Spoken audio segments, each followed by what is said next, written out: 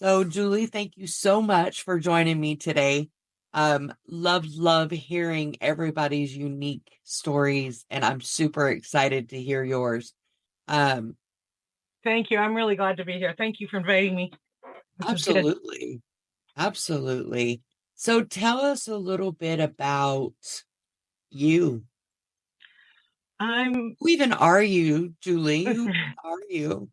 I've kind of had the weirdest life anyway, so just in a broad kind of thing, I'm Canadian. And I grew up in central Canada in Winnipeg, where mostly I wasn't even born here there, but I spent most of my life there. The formative years. So Winnipeg's really the one of the cold places in Canada. It's not as bad everywhere else, but all the memes you've ever seen about cold, that was us, for winter. Summer's really hot, but it's not. So, and I've lived in the US. I lived in Texas for 10 years, and which also really lovely, lots of good places. And I'm currently in Prince Edward Island in Canada. That's on the East Coast. We have a full island that's a province, although it's small. So that's where I live. And I'm actually a scientist. I've done a lot of things in my life, but I worked for a lot of years as a scientist, like since my 20s, and did my research. And I did a PhD, and I was loving my career.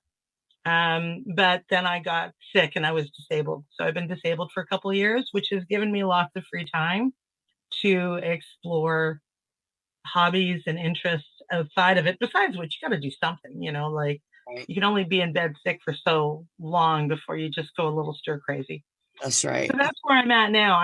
My mother has dementia, and she's kind of an end stage of dementia. So I've moved here to live with her to take care of her. Well, keep her at home anyway for as long as we can. So, Oh, and that's it. I'm pretty boring otherwise. I'm that's too old to be Julie. I'm interesting now. digging it though. Like, Yeah, yeah. oh wow, you're a scientist, all smart and stuff. And you know what? When you said that, like a scientist, and I was like, what was that Big Bang Theory? Have you ever seen that show? Yeah, yeah. Oh, yeah. I That's love the what show. that's what came to my mind when you said That that. is it. I'm Except a that they do scientist. I'm physics. I'm like, a oh my biologist. goodness. Yeah, they do physics, and I'm a biologist. But the same idea. That's Awesome. exactly what that is. Yeah. That is awesome. So Just stay when closer did to in that Amy. Amy is a neurobiologist. So when you see Amy in her lab and her experiments that she's doing, that's the sort of thing we did. That's what a research scientist does is they're looking at there's all kinds. Like I'm a doctor, right? I can call myself doctor. I just don't because I'm not working in that field right now, right? So I don't unless I'm like on airlines and restaurants and stuff when it matters. And then or I don't often. But like a medical doctor, for instance, also a doctor, but an entirely different skill set and research level. So they're applying okay. their knowledge in medicine and pharmacology and biology. They're applicable in their patients. And when you're doing research, you are exploring the new things that we don't know. Like for instance, Yes. like if someone has this kind of disease because we've discovered like why is that the case? Oh, it turns out that this is because of a gene mutation and it messes up this enzyme, for instance. And so can we treat it? Well, because it's this enzyme, this molecule here may work. Like that's the experiment you have to do to find out if it has an effect, to see that's what research science is. So how did that lead to crochet? It didn't. Crochet was a whole other world in my life, but I think there are some similarities because there's all kinds of hobbies in the world. So And crochet is mentally satisfying. You know what I mean? Like the process in my mind as I'm crocheting, we all have that project we're working on that we're going to zone out to, flick along and do our thing. But then, and it depends on your interest.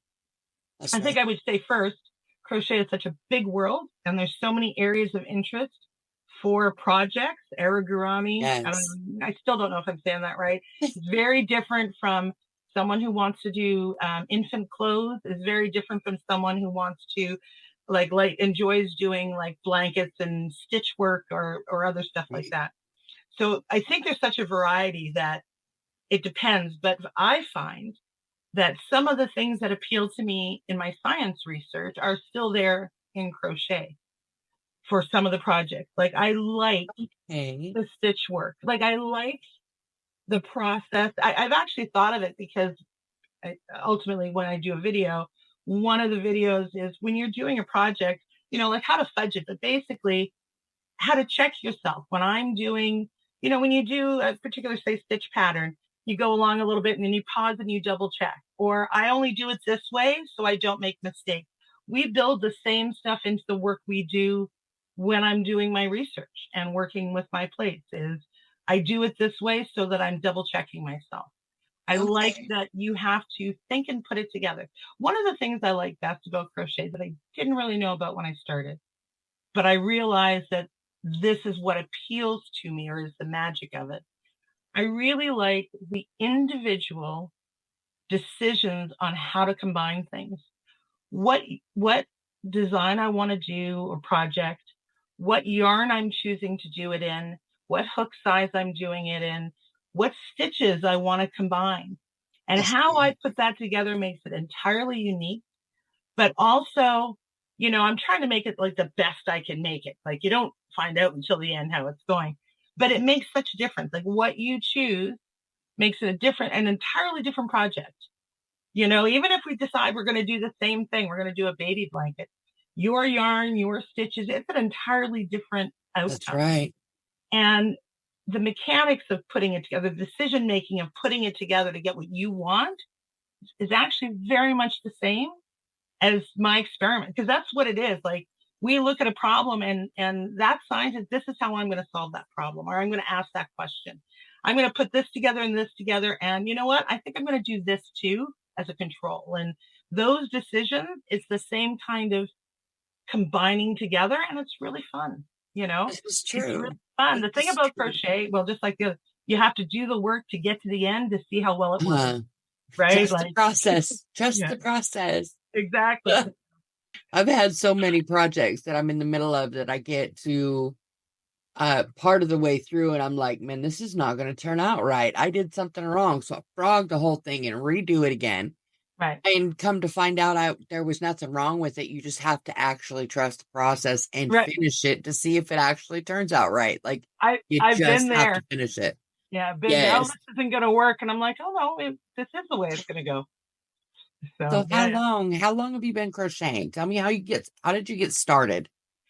Well, the first time I ever tried to crochet, I was probably 7. Um, but I will say I've only been crocheting for about going on 5 months now.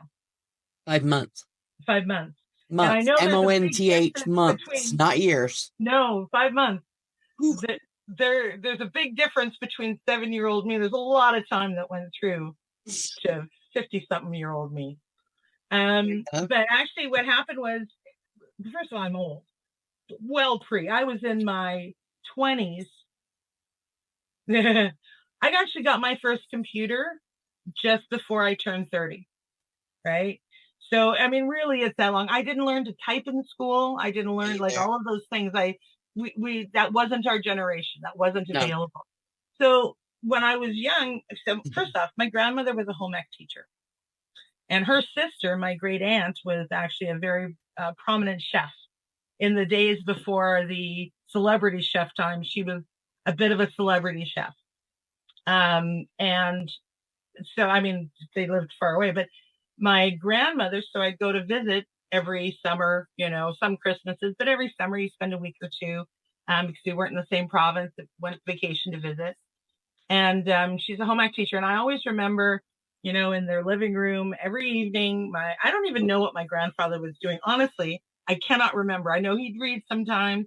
They always had Lawrence Welk on, after supper and stuff. They each had their own armchair, like lazy boy chair, and they sit in their chair. And my grandmother was always crocheting or knitting. That's just every single evening, an hour or two at least. When I grew up, everyone in our family, but my dad, had 2 or 3 blankets that Grammy had made for us, right?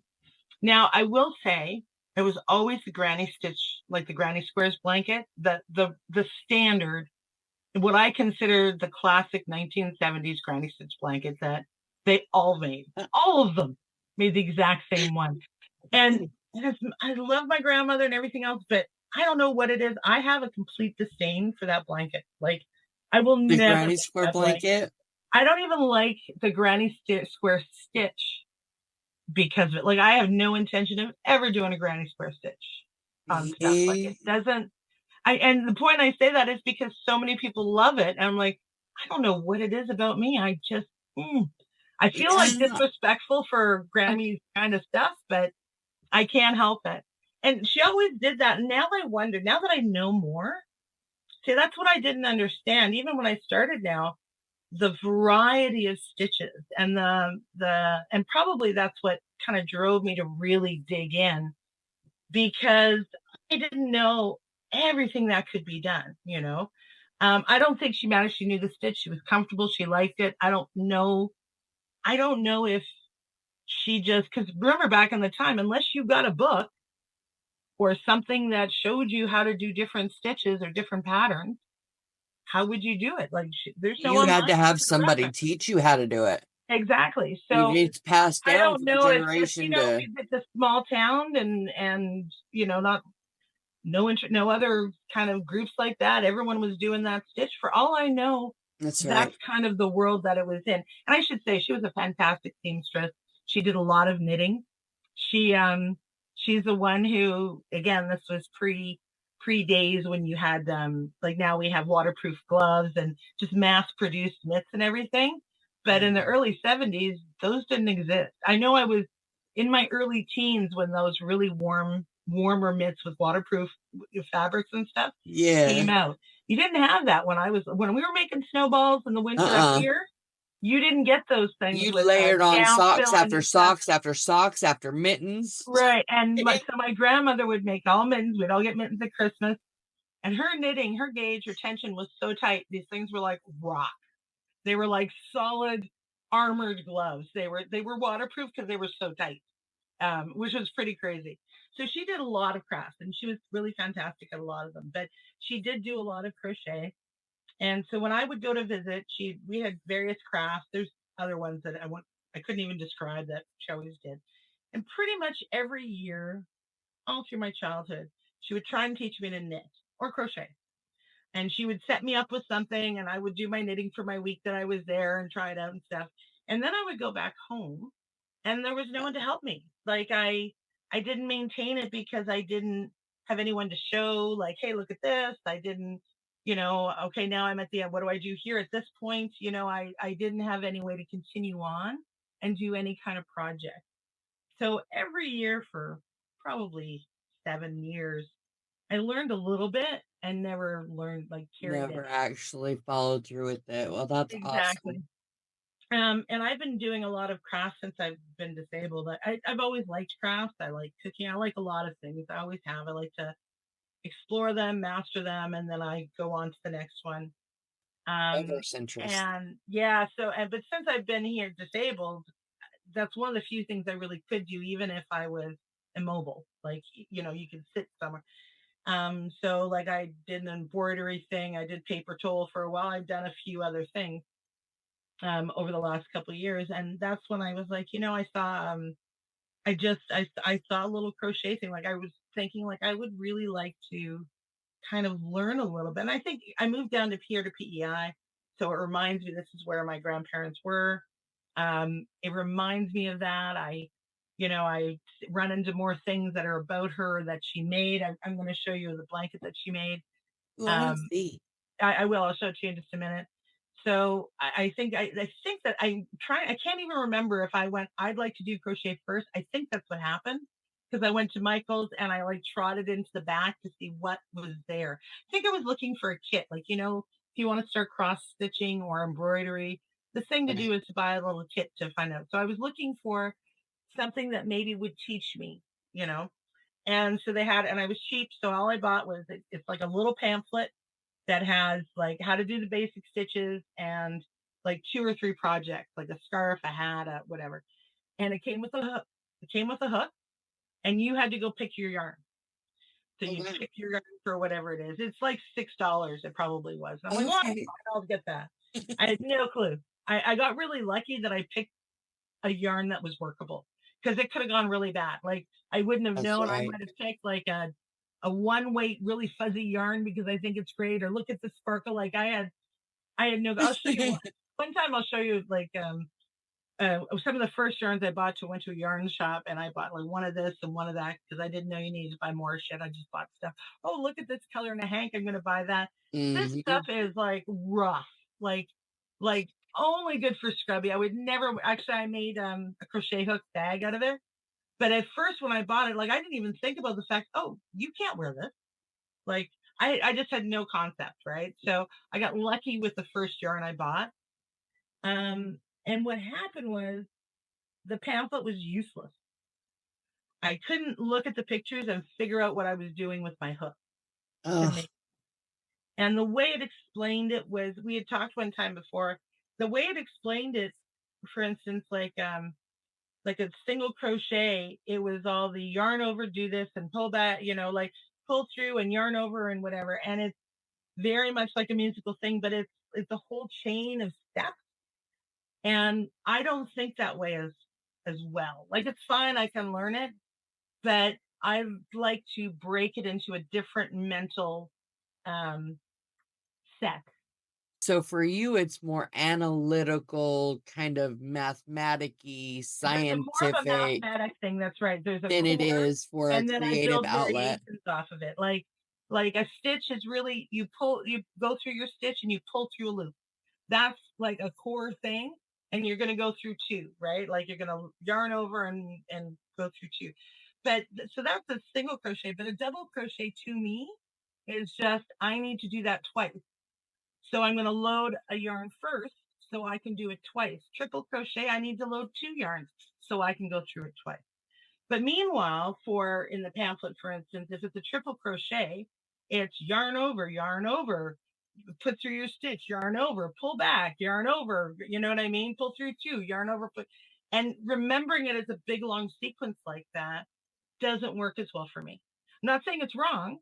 Everyone's All mind right. works differently. I've That's right. trained a lot of people, and I've really come to learn that what works for you, how you think about it, is what you should be doing. So when I'm teaching something or teaching a class or whatever, it really hits me. Like I'm teaching, say, let me try showing you this way. And there's like a chunk of my class are like, oh, because that now makes sense for how they organize it. I'm That's not as right. musical. I really think that the whole long sequence one, that to me is people who are more musical, who have the musical memory that way. So they have the whole sequence like a melody that's in their head playing out. And I don't have that talent. I am not musically talented at all. That- So I'm more mathematical analytical, and I like the structure and variation component. That makes sense to See, me. and I think that's amazing because, when you think of crochet or knit or any of the other things where you're creating, you automatically think, oh, they must be creative. They Yeah. must be, you know what There's I'm all kinds of saying? That creative. Yeah, yeah. you would assume, I have fallen into this trap, that it's all about creativity Right. rather than, you know, the Right. like you said, the mathematical kind of aspect of it. And there really is a very strong mathematical, I Right. mean, just I know when I'm designing my little toys, like the Exactly. ins and the outs and the decreases and the shapes, and that's all I math. was just gonna say when people are making a But circle, it's like, well, when you do increases and you're starting in the round, it yeah, is every one, every second one, every third one. You're doing a geometric expansion, that's like that's that is an right. exponential geometric. That is entirely mathematical. Yep. But And people some don't people, think about I didn't think about that. well, no, but see, now But here's it's my true. point. That is how my brain works. So that is an easier place for me to work from and to learn.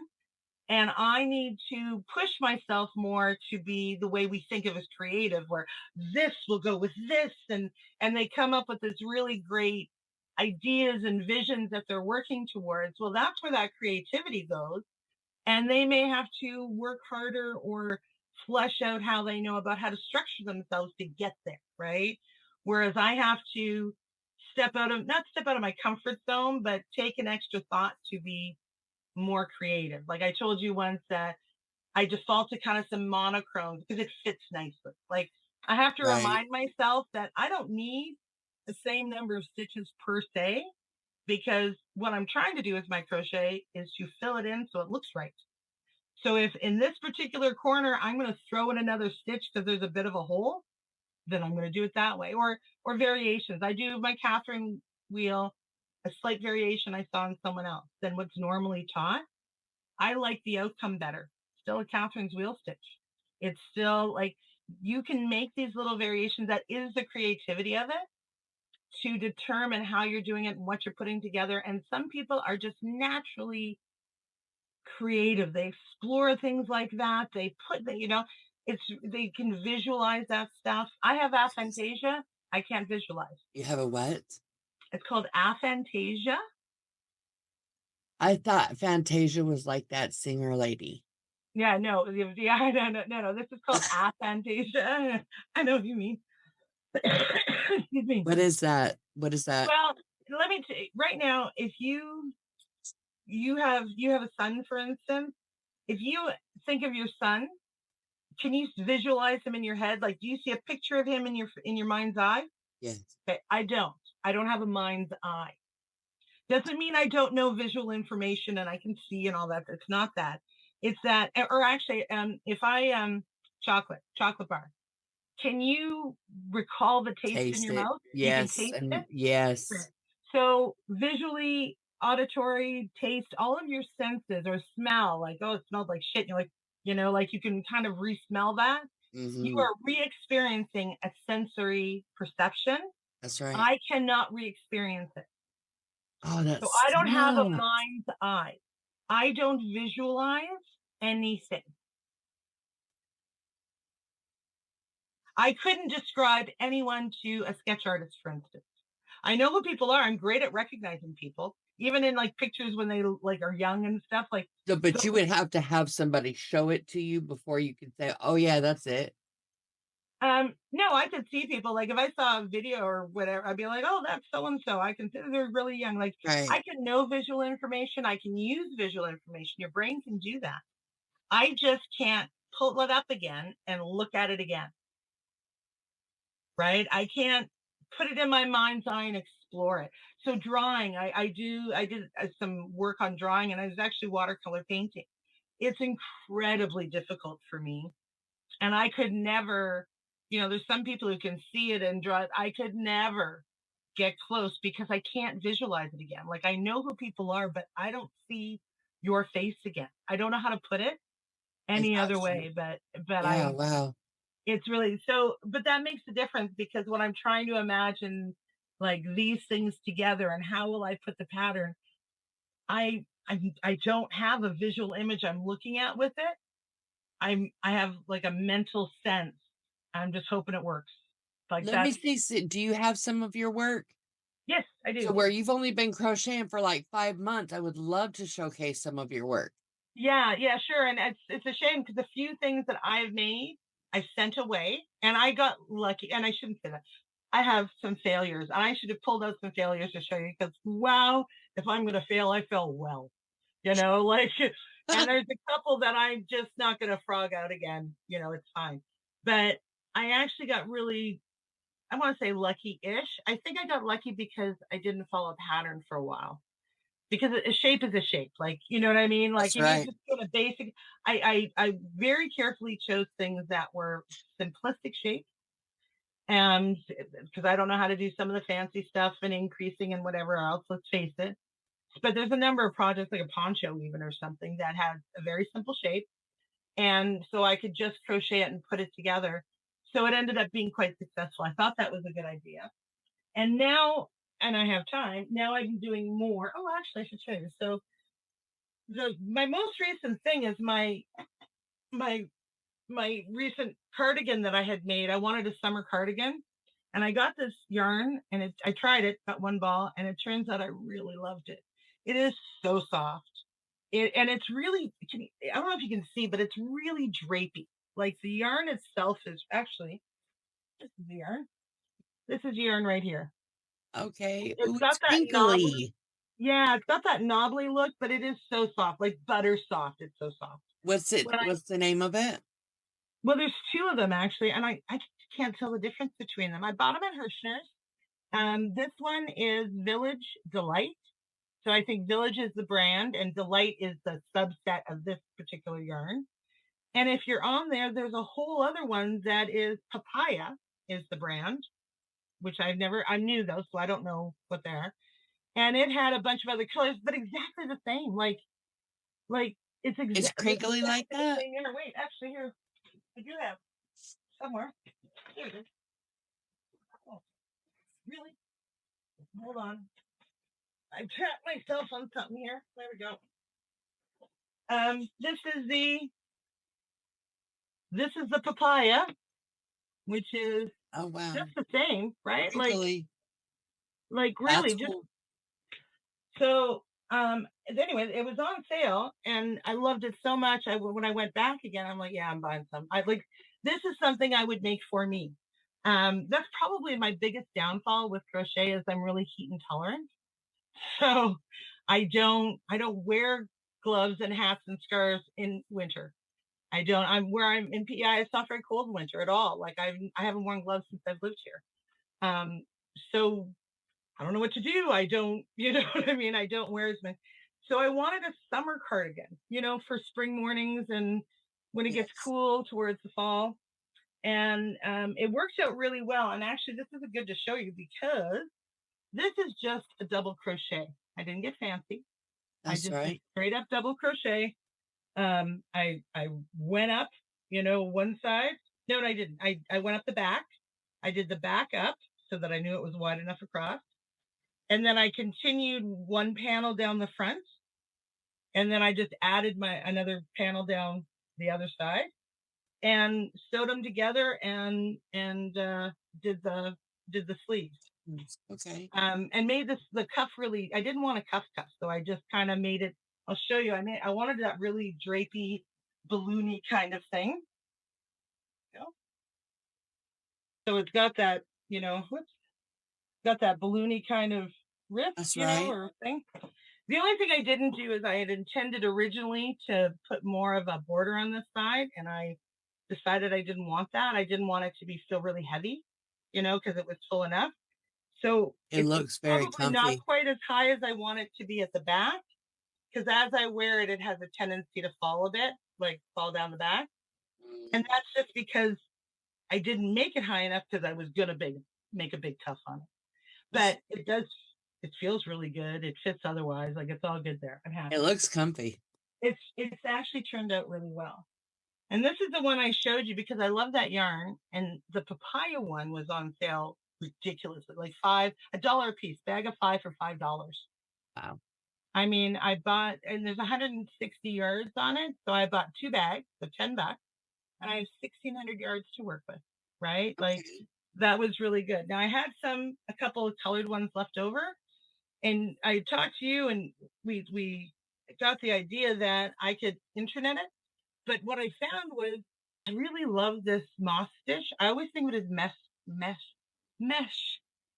stitch. I can't even say mesh stitch. That's why it's called moss stitch. I was going to say, I can't believe I can't say that word. But anyway, so I'm just doing the gold and then That's really striping in pretty. some of the colors. But I'm like fascinated what a difference it makes. This is my double crochet, which is fine, but you can see all the gaps. And then with the moss stitch, this is such a drapey fabric that the Yeah. moss stitch really does well with it. Like I'm really pleased. I was stuck before because I didn't know what to make with it. Because I had made this and it was, I think there's a limit to what you can make. But when you suggested when we thought about that and I went to try it together, I thought, oh, this will work. This works really well. So I'm pleased with Yes. that. Love, love, love the moss stitch, and it works up so quick. It does, and for as opaque as it is, and I've used it before in something else, and I do highly recommend it because with the same yarn again, like the one thing, and it was fine. It's an okay thing, but I did it with a moss stitch, and there's something about the way it is. It ends up looking opaque, even though it's a stitch, skip one stitch, That's right. it looks opaque, but I think because of that skipping the way it does, it's filled in, but it still retains a really good drape on any Yeah. fabric you make with it. It's Really, not tight like the single crochets usually is. It's yeah, a really exactly. So if tight you had done like single or half fabric. double crochet and pulled it together, it would have, I That's really like right. that part. Yeah, for That's sure. right. So that's my big. That's the project because that's a gift. That has a timeline because that's a gift for a birthday. So there's an end date there that has to happen. All So right. So, Julie, you are starting a YouTube channel that is going to encompass not just crochet, but many different things. And on the crochet aspect, you're going to actually, well, real quickly, we're running out of time. yeah. Tell people what is it that you're doing for your channel. So I can keep the. I am going to do more than just crochet, but I haven't decided actually. I might split it off just because I have the science part of me and I have a political part of me and a movies and whatever.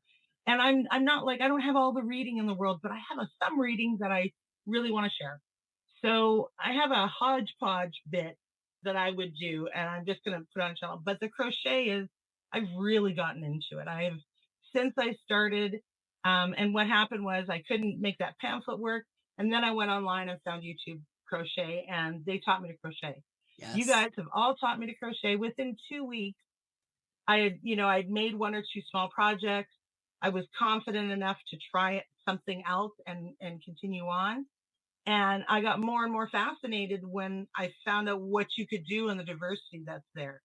And it just was really accessible. So I've gone well down that rabbit hole, way far. Okay. So much so that that's why I'm going to do a crochet channel for two reasons. One, I really love it. Why not? And I feel like I have something to share, if not something to say, like a pronouncement, but at least something to share with others. I really like other people's. There's so many ones I've watched where I'm interested in what they're saying or their ideas. And I would like to hear some of those back, like not to me, but I mean, talking to you right now, those kinds of sharing, it's really interesting to me. And the last but not least, like I'd like to do that. And why not? I don't have to wait till I'm an expert. I can be now as a pure That's beginner, right. just figuring things out because I would like the feedback. I would like someone to say, have you thought of this? Or I like whatever. And then those are great. Plus, all you expert crocheters who are great. I did learn from all the people who know their stuff, what they're talking about. Well, you know what I mean? Like, or Yeah. I'm like, yeah, that's online. not me. I think they forget how much they know now. Like Right. and I get that when I'm teaching too. When someone is really new, no, no, no, no. I had no clue. Like they forget, and everyone does when it's just so common. You forget that I'm coming from a place where I just don't even know how to think about it yet. So that's the sort of thing I felt like, wow, I'll have a channel where you can watch me fumble around in the dark. And some people will come on and, collaborate with me and leave comments and ideas and stuff, and I'll learn. And other people will come on and we'll learn together. Like, we'll figure it out together. And they'll be like, oh, no one ever said that part. That's helpful. So that's the plan. So Okay. sometime in the next week, I'll be putting them up. I'll have a couple videos to put on and get started. Mm. Okay, so by the time this video gets out, which is probably going to be a couple weeks before I can get this video out, Yeah. um, I will have put up a couple we'll of videos have, and started it up. Yeah. all right, awesome. So what I'll do is make sure that I link that channel in the description below so that y'all can go check out Julie and see what she's up to over there. I'm super excited. Absolutely. And when I'll put it up, we'll have to link back and I'm you know. So there's a few that you have to do the videos where you talk about, these are the people that have opened the crochet world to me, you know. Until I mean, I was crocheting. I'm like, oh, I'll learn a few stitches and I'll make something like it. And that was probably the turning point. I thought of it in terms of I want to make this. I'm going to learn to crochet it so I can make this. And then And the it just click blew came up. in when it really, I don't necessarily care about, I'm going to find the pattern for this project. I like designing it and figuring out what I'm going to do. And Yes. that opened a world. And then I did not know about yarn.